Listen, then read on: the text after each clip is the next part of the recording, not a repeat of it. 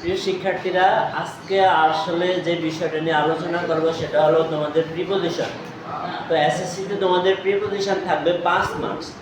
তো প্রত্যেকটা প্রিপোজিশনে তোমরা যদি অর্থ না জানো এবং ব্যবহার না জানো তাহলে কিন্তু শূন্যস্থানের প্রিপোজিশন, সঠিক প্রিপোজিশন ব্যবহার করা কঠিন হবে। খেয়াল করো, আমি এখানে লিখছি যেমন কোনো দিকে যাওয়া বোঝালে আমরা কোন প্রিপোজিশন ব্যবহার করব?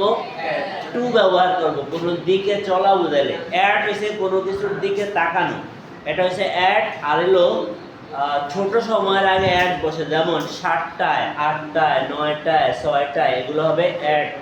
6 AM, হ্যাঁ হ্যাঁ, অ্যাট 7 PM, এগুলো লয়। তো আমি সেই প্রিপোজিশনগুলোর আজকে কয়েকটা লিখছি, আগামী ক্লাসে আমি বাকিগুলো লিখবো এবং তোমাদেরকে বুঝিয়ে দেবো। তো আজকে যেগুলো লিখছি আমরা সেগুলো একটু বুঝে নিব। প্রথমেই আমাদের যে প্রিপোজিশনটা আছে সেটা হলো অ্যাট।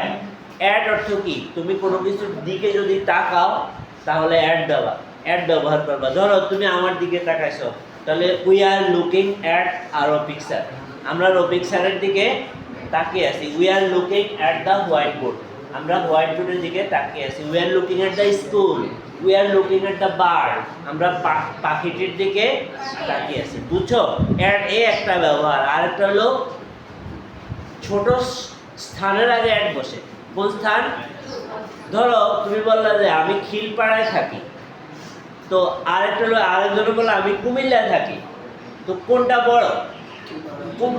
কুমিল্লা বড় আর খিলপাড়া হলো ছোট। মনে রাখবা, বড় স্থানের আগে ইন, ছোট স্থানের আগে অ্যাট। তাহলে we live at Khilpara in Comilla. We live at Lakshmipur in Comilla. বুঝছো বিষয়টা? ছোট স্থানের আগে অ্যাট বসে আর বড় স্থানের আগে ইন বসে, এটা মনে রাখবা।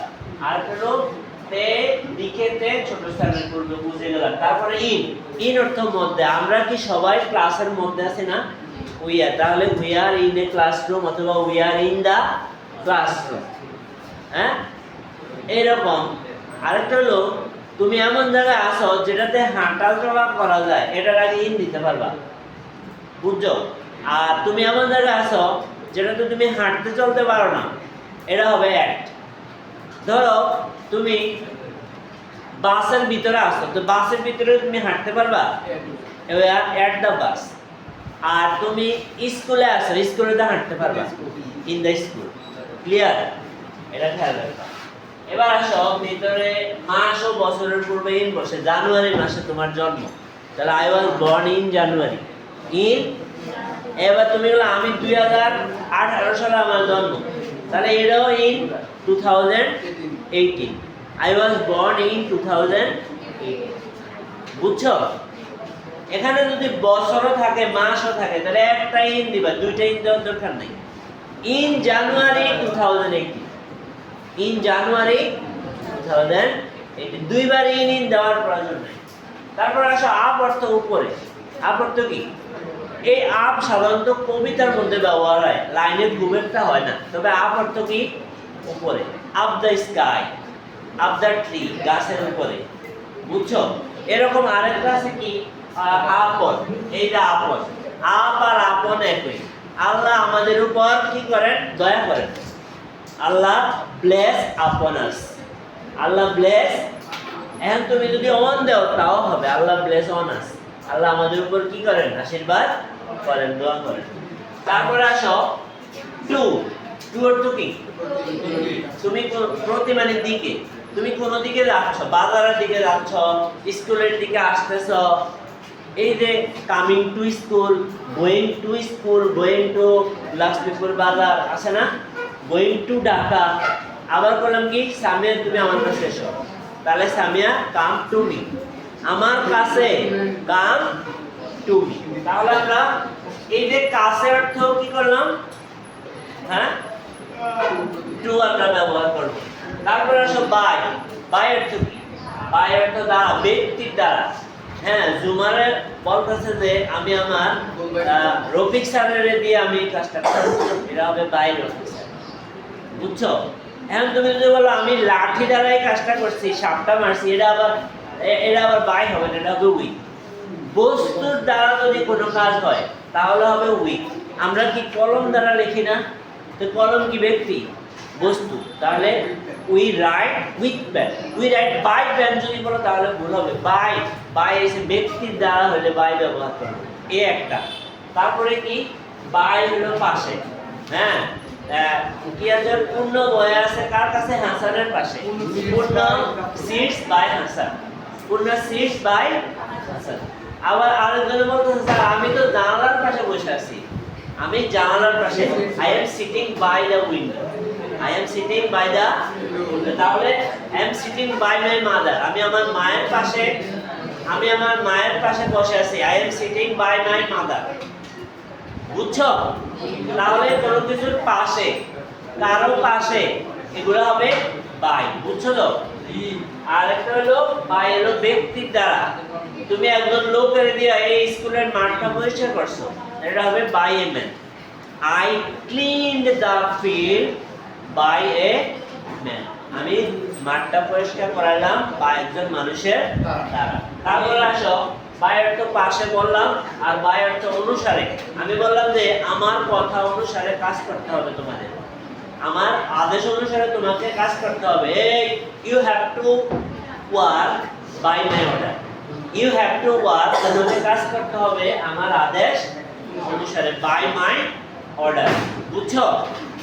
তারপরে আসো ফর, আমরা ফর কোথায় ব্যবহার করব, যেখানে আমরা জন্য পাবো সেখানে ফর ব্যবহার করব।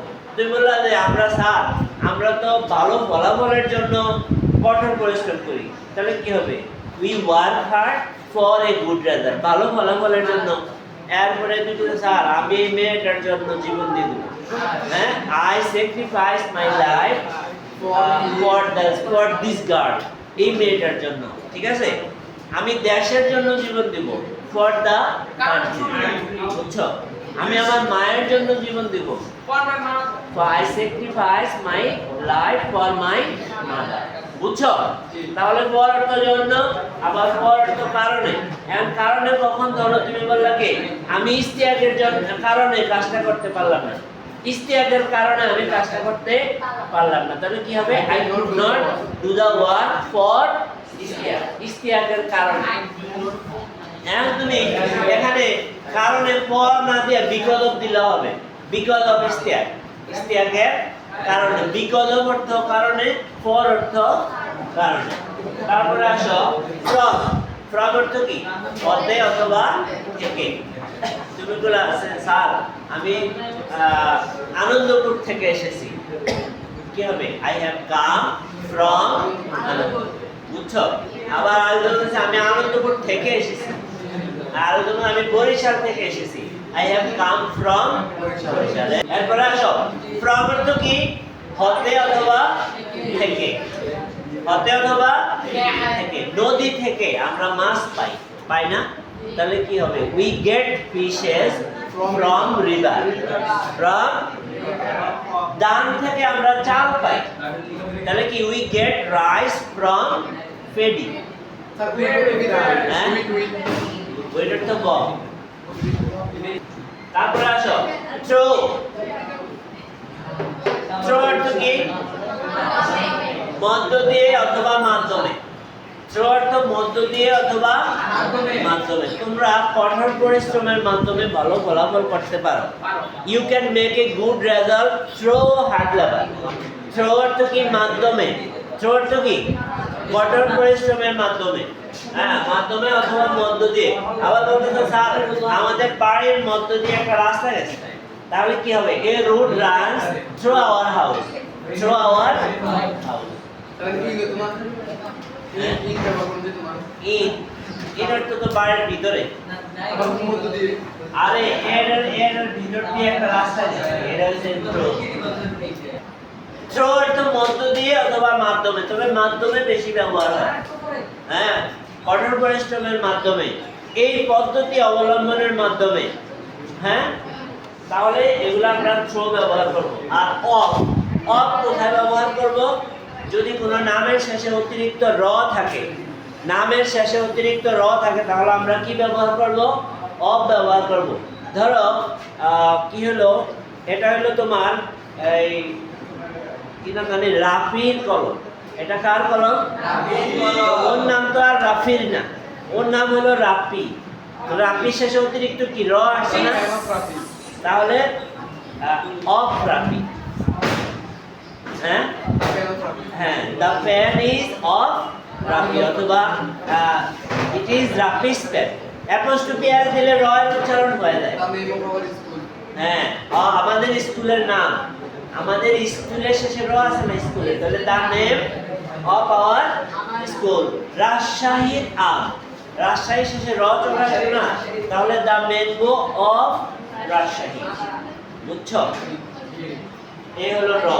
আমরা কোন নাউনের শেষে যদি র পাই তাহলে অফ ব্যবহার করব ওই নাউনের পূর্বে, ওই নাউনের পূর্বে। তারপরে আসো ওভার।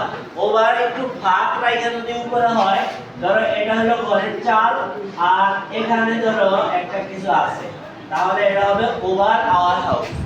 ওভার আওয়ার হাউস একটু ফাঁক রাখা উপরে হলে, আমাদের মাথার উপরে পাখাগুলো একটু ফাঁক রাখে না, তাহলে the fan is moving over our head. The fan is moving over our head. তাহলে ওভার অর্থ উপরে, অন অর্থ উপরে, আপ অর্থ উপরে, আপ অর্থ উপরে। বুঝছো? তবে এক একটার ব্যবহার এক এক রকম। তাহলে ওভার উপরে ফাঁক রেখে, তারপরে আসো উইদাউট। উইদাউট অর্থ কি? ছাড়া। আমরা বাতাস ছাড়া বাঁচতে পারবো? তাহলে we can not live without air. Without air, তোমাকে ছাড়া আমি বাঁচতে পারবো না। I can not live without you. বুঝছো? আমরা খাবার ছাড়া বাঁচতে পারি না। We can not live without food. তাহলে উইদাউট ওয়াটার, পানি ছাড়া। তাহলে উইদাউট অর্থ ছাড়া, উইদাউট অর্থ ব্যতীত, তুমি যেটাই বলো। উইদাউট অর্থ ছাড়া হয়, আবার উইদাউট অর্থ ব্যতীত হয়, পানি ব্যতীত, খাবার ব্যতীত, এগুলো। তারপরে আসো into. Look at into. Into অর্থ কি? অবস্থার পরিবর্তন। অবস্থার পরিবর্তন। রাতুল আগে খুব ভালো ছিল, এখন সে কি হয়ে গেছে? খারাপ হয়ে গেছে না? এই যে অবস্থার পরিবর্তন হয়েছে, এটা হবে into. Ratul turned into a bad boy. Turn into a bad boy, খারাপ ছেলেতে পরিণত হয়েছে। টার্ন অর্থ হলো পরিণত হওয়া। হইল past indefinite, turn, T U R N. টার্নের পাস্ট রূপ হবে টার্ন। হয়েছে? Water changes into ice. পানি কিসে পরিণত হয়? বরফে পরিণত হয়। কখন? ফ্রিজের ভিতরে। হ্যাঁ, when we keep it into a deep freezer, বাইরে থেকে ভেতরে তুমি যদি কোনো কিছু রাখো একটু হয়। এই উপরে জগ থেকে গ্লাসের মধ্যে পানি ঢালছো না, এটা হবে ইনটু। হয়েছে? জগের মধ্যে এক পরিবেশে পানি ছিল, গ্লাসের মধ্যে আরেক পরিবেশে পানি চলে আসছে, এটা হলো কি? ইনটু। আমরা রূপের পরিবর্তন, অবস্থার পরিবর্তন। সামিয়া অনেক ভালো মেয়ে ছিল, হঠাৎ মোটা হয়ে গেছে, তাহলে এটা কি হবে? ইনটু। এই সামিয়া কি হবে? এটা ইনটু হবে। বুঝছো? ও আচ্ছা, Simran turn into a fat girl নাকি? এই আচ্ছা যা, এখন বুঝছো তো? পানি যদি চুলার উপরে দাও, গরমে তাপ দাও, পানি চুলার উপরে যদি গরমে তাপ দাও, তাহলে কি এটার অবস্থার পরিবর্তন হবে না? এটা হবে ইনটু। তাহলে water turn into vapour after heating. After heating, তাপ দেওয়ার পরে পানি কি হয়? বাষ্পে পরিণত হয়। Turn into. এই ইনটু। এই কিরকম? আরেকটা লাইন তো দিন আগে রয়েছিলাম ইনটু। আচ্ছা, তুমি একটা বাংলাকে ইংলিশে পরিবর্তন করবা, এটা ছিল বাংলা, করতে হবে ইংলিশ, এই মাঝখানে ইনটু হবে। হয়েছে? Change the sentence into Bangla, change the sentence into English. বুঝছো? এই translate the sentence into Bangla, translate the sentence into English. তাহলে এরকম অবস্থার পরিবর্তন হলে আমরা কি ব্যবহার করব? ইনটু ব্যবহার করব। আপন অর্থ উপরে আগে বলেছিলাম অ্যাবাউট। অ্যাবাউট অর্থ সম্পর্কে, সম্বন্ধে, বিষয়ে, ব্যাপারে। আমি তোমার সম্পর্কে জানি, আই নো অ্যাবাউট ইউ। আমি তোমার ব্যাপারে জানি, আই নো অ্যাবাউট ইউ। আমি তোমার বিষয়ে জানি, আই নো অ্যাবাউট ইউ। বুঝছো? তাহলে এই প্রিপজিশনগুলো এগুলা আরো অনেকগুলা প্রিপজিশন আছে, এগুলো সবগুলার অর্থ জানতে হবে। জানলে তুমি মোটামুটি লাইন পড়ে যদি অর্থ বুঝতে পারো সঠিক প্রিপজিশনটা দিতে পারো।